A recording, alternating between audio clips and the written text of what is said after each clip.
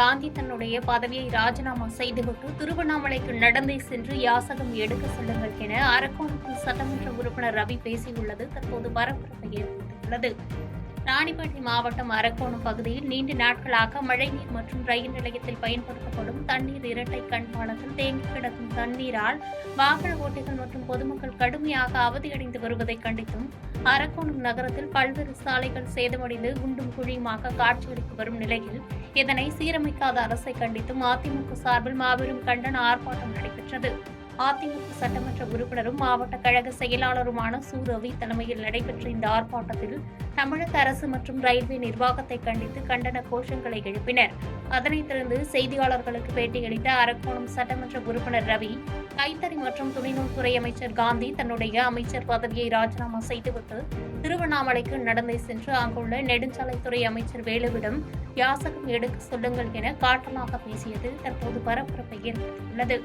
அந்த கண்டன போராட்டத்தின் வாயிலாக நான் ஒன்றே ஒன்று கேட்டுக்கிட்டேன்னா, இந்த மாவட்டத்துடைய அமைச்சர் காந்தி அவருடைய பதவியை ராஜினாமா செய்துட்டு திருவண்ணாமலைக்கு நடந்தே போசணும். ஏன் நடந்தே போசணும்னா, திருவண்ணாமலையில் நெடுஞ்சாலைத்துறை அமைச்சர் ஏவா வேலுகிறார் அவர்கிட்ட போய் பிச்சை எடுக்க சொல்லு.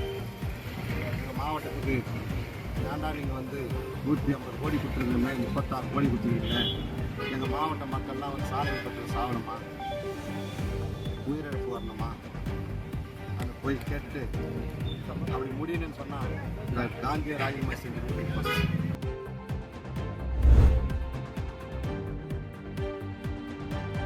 கிருஷ்ணகிரி மாவட்டத்தில் உள்ள குவாரிகளில் 25,000 கோடி ரூபாய் முறைகேடு என முதலமைச்சருக்கு முன்னாள் எம்பி கடிதம் எழுதியதற்கு ஒசூர் கிரஷர் சங்கத்தினர் கண்டனம் தெரிவித்துள்ளனர். கிருஷ்ணகிரி முன்னாள் காங்கிரஸ் எம்பி செல்லக்குமார் மாவட்டத்தில் உள்ள கல்குவாரி, கிரானைட் குவாரிகளில் 25,000 கோடி ரூபாய் முறைகேடு நடந்திருப்பதாக தமிழக முதலமைச்சருக்கு கடிதம் எழுதியிருந்தார். இதுகுறித்து ஒசூரில் கிரஷர் சங்க தலைவர் சம்பங்கி அளித்த பேட்டியில் முன்னாள் எம்பி செல்லக்குமாரின் குற்றச்சாட்டு அபாண்டமானது எனவும் இதனை வன்மையாக கண்டிப்பதாகவும் குவாரிகள் உரிய அனுமதி பெற்று விதிமுறைகளோடுதான் இயங்கி வருவதாக கூறினார். 20/11/2024 அன்று கிருஷ்ணகிரி மாவட்டத்தில் இருக்கிற கிரானைட் மற்றும் கல் குவாரிகள் 174 குவாரிகள் முறைகேடாக செயல்படுறதுன்ட்டு கிருஷ்ணகிரி முன்னாள் நாடாளுமன்ற உறுப்பினர் செல்வகுமார் அவர்கள் சொல்லியிருக்காரு. இந்த செய்தி காலை கதிர் மற்றும் தினமலர் செய்தியில் வந்திருக்கு.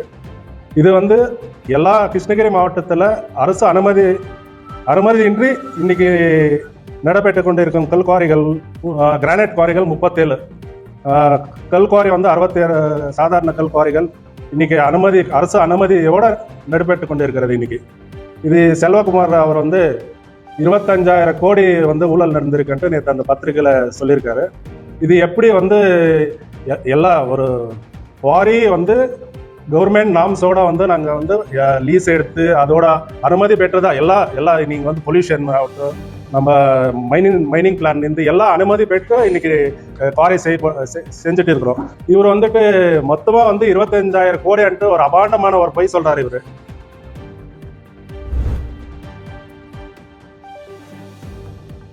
காஞ்சிபுரத்தில் ரேஷன் பொருட்கள் வழங்காதது குறித்து உடனடியாக அதிகாரிக்கு அழைப்பு விடுத்ததை தொடர்ந்து உரிய நடவடிக்கை எடுத்திட உத்தரவிட்ட மாவட்ட ஆட்சியரின் செயலை கண்டு நெகிழ்ந்த பழங்குடியின மக்கள் மாவட்ட ஆட்சியருக்கு நன்றியை தெரிவித்துள்ளனர். காஞ்சிபுரம் மாவட்டம் வாலஜாபாத் ஒன்றியம் சிங்காடிவாக்கம் ஊராட்சியில் ஆதி திராவிடர் மற்றும் பழங்குடியினர் நலத்துறை சார்பில் தேசிய தொல்குடி மக்களுக்கான சிறப்பு முகாம் நடைபெற்றது. இந்த முகாமினை மாவட்ட ஆட்சித்தலைவர் கலைச்செல்வி மோகன் பார்வையிட்டு பழங்குடியின மக்களிடம் கோரிக்கை மனுக்களை பெற்றுக் கொண்டார். அப்போது கோரிக்கை மனு அளித்த பெரும்பாலான பழங்குடியின மக்கள் ரேஷன் கடைக்கு பொருட்கள் வாங்க சென்றால் தங்களுக்கு பொருட்கள் வழங்கப்படுவதில்லை என குற்றச்சாட்டு வைத்த நிலையில் மாவட்ட ஆட்சித்தலைவர் மாவட்ட வழங்கல் அதிகாரியை தனது செல்போன் மூலம் தொடர்பு கொண்டு உடனடியாக பாதிக்கப்பட்ட மக்களுக்கு ரேஷன் பொருட்களை வழங்கிடுமாறு உத்தரவிட்டார். மேலும் இதேபோன்று புதிதாக தங்களுக்கு அரசால் கட்டிக் கொடுக்கப்பட்ட குடியிருப்பு பகுதிகளில் அருகாமையில் தண்ணீர் தேங்கி நிற்பது குறித்து பழங்குடியின மக்கள் தெரிவித்ததை அடுத்து அங்கிருந்த பிடிஓவை அழைத்து உடனடியாக அது குறித்து நடவடிக்கை எடுத்திட வேண்டும் என மாவட்ட ஆட்சித்தலைவர் அறிவுறுத்தினார். மாவட்ட ஆட்சியரின் இந்த செயலை கண்டு திகைத்து போன பழங்குடியின மக்கள் தாங்கள் கோரிக்கை வைத்த மறுக்கணமே அது குறித்து உரிய நடவடிக்கை மேற்கொண்டதற்கு அவர்கள் மாவட்ட ஆட்சியரிடம் நன்றியை தெரிவித்துக் கொண்டனர்.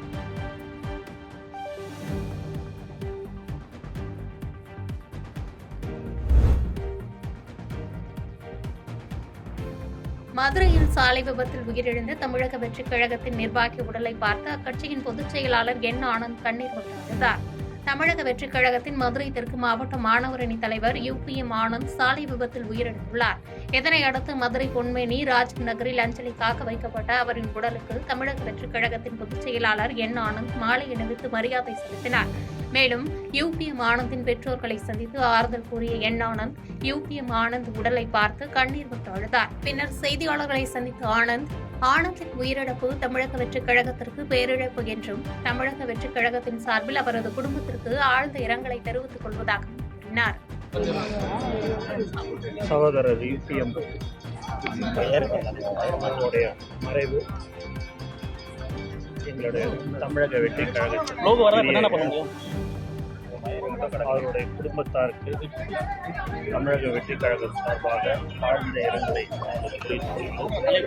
மேலும் தளபதியுடைய தொண்டன் என்று நிரூபிக்கும் வகையில் அவர் கண்டானம் வழங்கியிருக்கிறார் என்பதை இந்த நேரத்தில் நான் தெரிவித்துக் கொள்கிறேன்.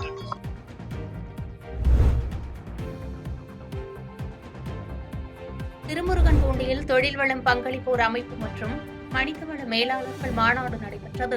திருப்பூர் மாவட்டம் அவிநாசி அடுத்த திருமுருகன்பூண்டியில் தொழில்வளம் பங்களிப்போர் அமைப்பு மற்றும் மனிதவள மேலாளர்கள் மாநாடு நடைபெற்றது. இந்த மாநாட்டில் தொழிற்சங்க பிரதிநிதிகள், NGO அமைப்பு பிரதிநிதிகள் மற்றும் தொழிற்சாலை நிறுவன மேலாளர்கள் உட்பட சுமார் 250க்கும் மேற்பட்டோர் கலந்து கொண்டனர். இதில் பங்கேற்ற தொழிற்சங்க தலைவர்கள் பேசும்போது, தொழிற்சங்கங்களும் தொழில் நிறுவனங்களும் இணைந்து நல்ல தொழில் வளர்ச்சி எட்ட வேண்டும் என்ற நோக்கத்தில் செயல்பட வேண்டும் எனவும், தொழில் நிறுவனங்களில் தினசரி 8 மணி நேரத்திற்கு வேலை செய்யும் தொழிலாளர்களுக்கு குறைந்தபட்சம் ரூபாய் 20,000 மாதம் வருவாயாக பெற வழிவகை செய்ய வேண்டும் எனவும் வலியுறுத்தினர். இதனைத் தொடர்ந்து நிறுவன மேலாளர்கள் தரப்பில் பேசும்பொழுது, சுமார் 30 வருடங்களுக்கு முன்பு இங்கு வந்து தொழிலாளர்கள் தற்பொழுது நல்ல நிலையில் பல்லாயிரம் தொழிலாளிகளுக்கு தொழில்களை அளித்து வருவதாக பெருமிதத்துடன் தெரிவித்தார்.